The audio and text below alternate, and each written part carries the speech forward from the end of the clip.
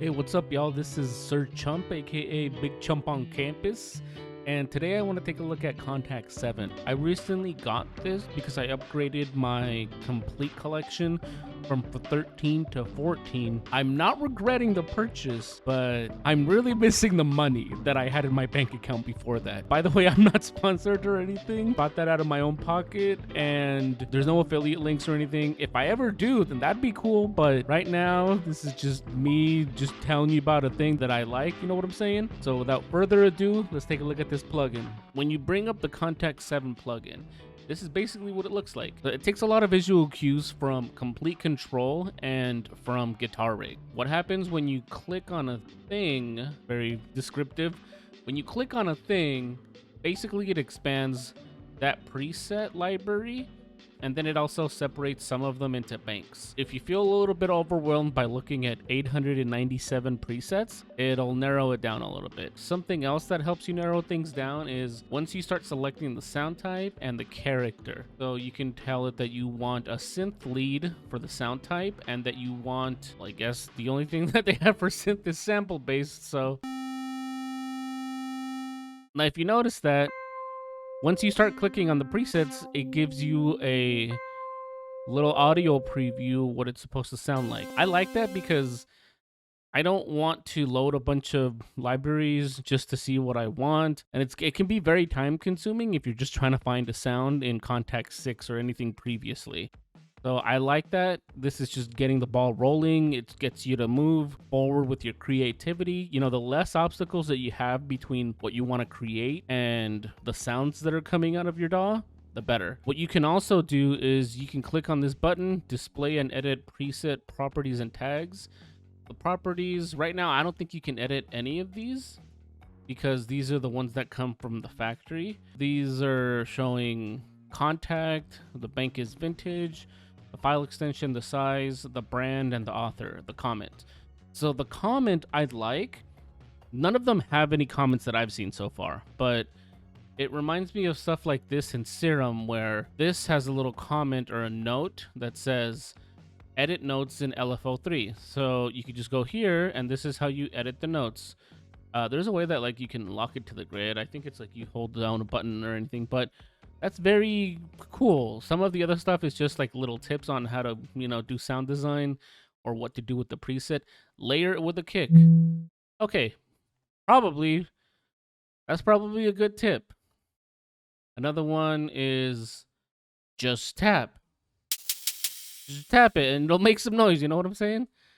Toggle through noises. I think I like this tip on here because it's really cool. So here's the first hi-hat.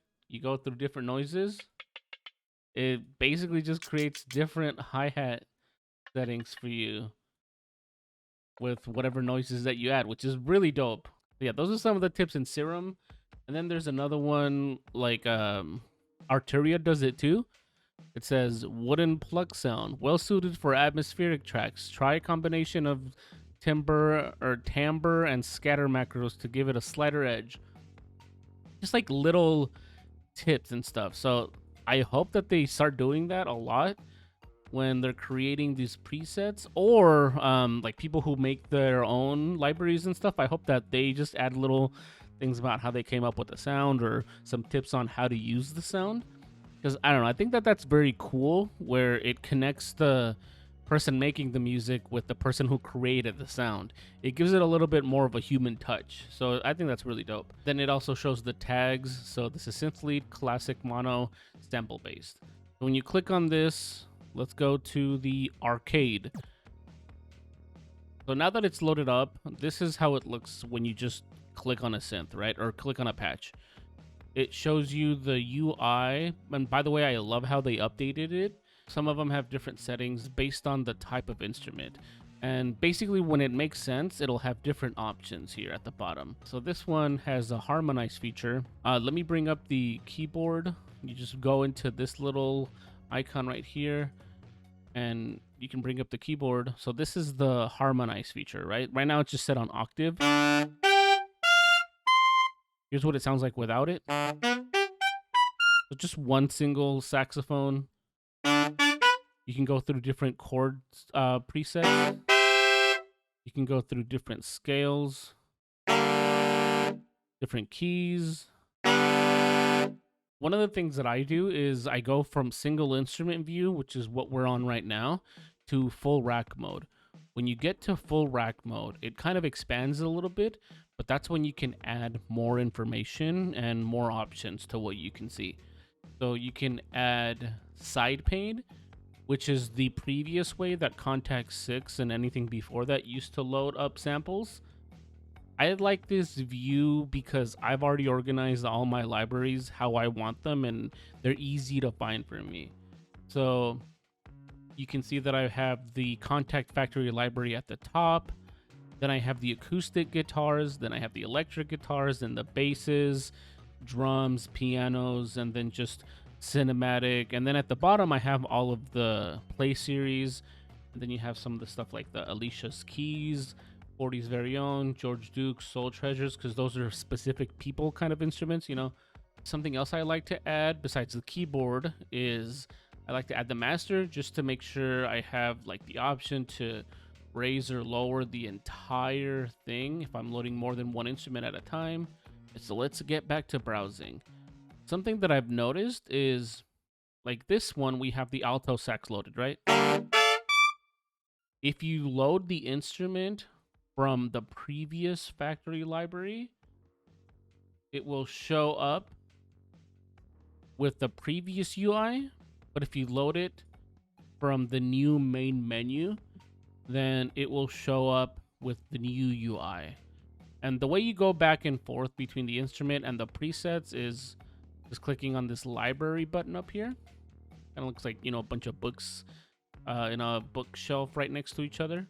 The thing, they're pretty similar. It's just that there are a little bit of differences. One of them is it doesn't have as many effects. This one just has reverb, cabinet, which, you know, is the amplification that you're going to be getting, and the EQ, which is just a 3-band EQ. The new effects are EQ, still 3-band, but these are just knobs instead of faders on the previous one. And now you have tape, delay, chorus, a phaser. You still have the cabinet. It's pretty much the same thing for this one, except this one, the previous way, has a little icon of what it should look like, you know, what it's emulating. It also has a convolution reverb. You can select this. There's a lot of options for this, which is pretty cool. The old one has, you know, similar options and stuff, but it just looks really old school that way. It's kind of like, I don't know, like a Encyclopedia Britannica on CD-ROM that you're browsing through, you know? Something from the late 90s or early 2000s. So even though this is an instrument or a sample that was in the factory library already, I never used it. Just because, not that it was intimidating, but the boring UI really made me not want to use any of that, because I was like, well, it just looks like a bunch of weird knobs and it doesn't really look like you can do much, right? But that's just me looking at it from the surface and not really messing around with it. It has most of the stuff. Some of the stuff that's a little bit different in it and how it's displaying is it doesn't tell you the chord until you switch to it. The key is the same thing, and then the scale is similar. I like it a lot that this brings up a little menu and you can just select these things. That way you know what's available and what you can go to instead of dialing in through the knobs. I don't know, just that little small touch makes it more likely that I'm going to be using something like this in my projects. Let's go to the options. So this is the options for the whole plugin. The engine has an option on here that it says default volume for new instruments and volume reset. You can make them all start at -6 dB or 0 dB. It tells you that you have to restart the thing so that it can take effect. Another option that comes in handy a lot is the handling. It's the third option right here. One of the things that I used to get annoyed by was whenever you're loading up multiple instruments, you have to keep switching the MIDI channel to tell where it's coming from. So this one, you can just tell it MIDI channel assignment for loaded patches. So it's just whenever you load a new patch, where's it gonna output the MIDI to? You can tell it to assign first free, That's how it used to be default. Like the first instrument is on channel 1, second instrument gets loaded to channel 2, and so on and so forth until you get to the last one, 16, right? If you choose assign to Omni, everything is going to be assigned to the Omni MIDI channel. So that means that when you start playing around with the different effects, you're going to hear everything at once. It's pretty cool, right? You don't have to keep switching back and forth between channels. And if you have, let's say, 4 instruments loaded in at once, you can just hear how they're all going to sound together, which is pretty cool. It makes it a little bit easier. You get through the workflow a little bit faster. Something else that I wanted to talk about is the user libraries. So in order to add your own libraries to this, you can go to this little icon on here that's supposed to represent me, not specifically me, but you, when you own this or whatever, toggle between factory and user created content. You click on this cog at the bottom left, and this is how you import libraries. You just click to add, navigate to where your NKI files are for whatever library you're loading up, and then in order to browse between your libraries, you can either look at all of the ones that you've imported, even different manufacturers or developers, but you got to click on this folder and then you can separate them by banks. Like right here, it says Karani Sounds or KK Slider. I think that's cool. It feels like it's a feature that they implemented, but only kind of halfway. The reason why I say that is that I haven't found a way of adding multiple folders here, because whenever I add anything, it just goes into the libraries folder. So if they could get it so that there's a way that you can separate them into different folders and then also yourself set up different banks for your presets, that would be nice. You can tag things differently, you know, so that you can start building up your own little library, like the factory ones or the native instruments ones. So while we're on this screen showing the presets, something else that I wish this had that it doesn't, and I don't know if maybe they just didn't do it because there's too many presets here that you probably will have, but you look at Guitar Rig, I like organizing my presets based on color. So if you see, I assigned certain colors to certain textures and tones and different characteristics that it has. The reason why I like this so much in Guitar Rig is that I'm a very visual person when it comes to sound. Whenever I'm playing guitar, if you've ever been in my live streams, you've noticed that I close my eyes a lot. The reason why I do that is I don't think I've ever told anybody this, like the reason why I close my eyes. When I close my eyes, I can see different colors either blending together or popping up. And the fact that I can label the patches with this, I can already tell what it's going to sound like because I have assigned colors in my mind to how things sound. So I was like really excited when I saw this and I got Guitar Rig for the first time. Arturia has something similar where you can just right click on a preset and then tag them with different colors. I really like that. I don't really have that set up here just because I mostly do it when I'm playing guitar. I can do it with, you know, other instruments and stuff, but I would have to take a lot of time just to analyze it and be like, okay, what does this make me think of? Something like that would be nice to have here. Again, I don't know if it's maybe because Guitar Rig has 1200 presets and that's a more manageable thing to have a bunch of color coding, you know, going on with that versus Kontakt, which has 15,000 presets.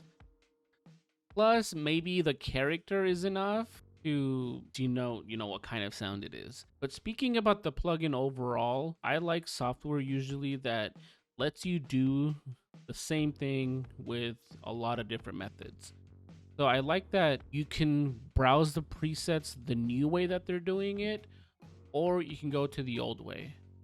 You can manage your library with the new subfolders here, or you can do it the old way where if you have your presets already or if you have your libraries already installed, that will still let you browse things like this. I like that they still let you have the quick load on there because with this you can go really in depth into how you want to organize your libraries that you like.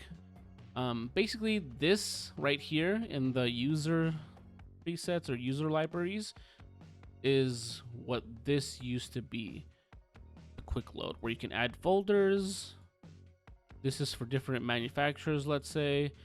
This is for each manufacturer's libraries, and then some of the libraries have different banks, and then, you know, you can just go on and on with organizing. So I think that that's really cool that they still have that, but more customization on this, I would definitely be in favor for that. Another nitpick that I have is this is organized just by alphabetical order, which for the most part is okay because they have the icons and you can kind of tell what they are from a glance. But to me, it's a little bit irritating that there's like some drums right here with Abbey Road. And then there's the studio drummer that's down here. Then there's some percussive instruments that are right here. This one for break beats. The reason why I said that earlier, I liked this to browse presets, is I already have everything where I want it, you know? This one, if you could separate them by type, like the play instrument series or the orchestra sounds and the ones that are supposed to be the session instruments, like the ones that, you know, have patterns for guitars, or it's supposed to be like a bassist. So I'm pretty sure that there's probably a lot of changes that are done under the hood in the coding and how the instruments are handled. And from what I've seen and I've experienced myself, it really feels like this is the next step in the evolution of what's going to take native instruments to be even more user friendly. Because when I first got my complete collection 13, you hear all these things about this is what the top producers and composers are using for professional work, for movies, for sound design, for a bunch of stuff, right? So it was kind of intimidating, or it made me feel like there was a lot of stuff that I needed to know to even mess around with it, right? That's how I felt, at least, especially with how the instruments used to look, to where they're all just knobs and labels that you kind of should know what you're doing. You know, a lot of people think that you should, I guess, read a manual first and then just go and experiment after you know what you're doing. But my way of doing things is I don't care about any of that. I literally just start pressing knobs and fiddling with buttons and just messing around organically, just figuring out, oh, okay, this is what an LFO or an envelope does. Because I didn't know any of that. Before I started producing in like 2020, the only LFO that I knew was Light Funky Ones, which is that one band from the mid 90s to early 2000s that had that song Summer Girls. I was all like, what tarnation is an LFO? So that's what I really like, is it's very beginner friendly, especially with how the user interface is laid out now. It's a lot more inviting, and I hope that it helps people just get to their creativity faster. Let's see what some of these new patches sound like.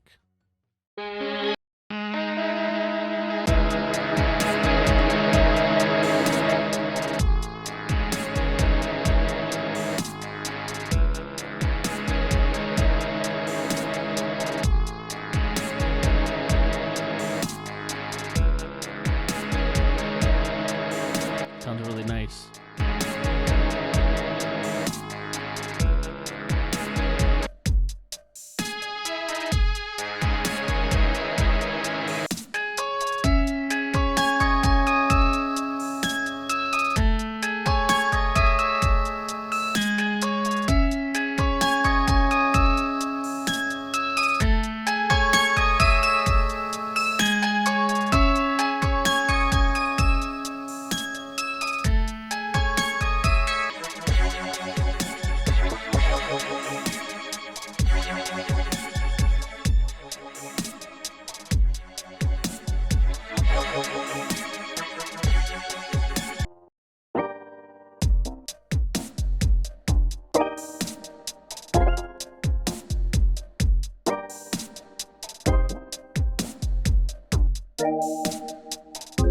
Ooh, this is really nice.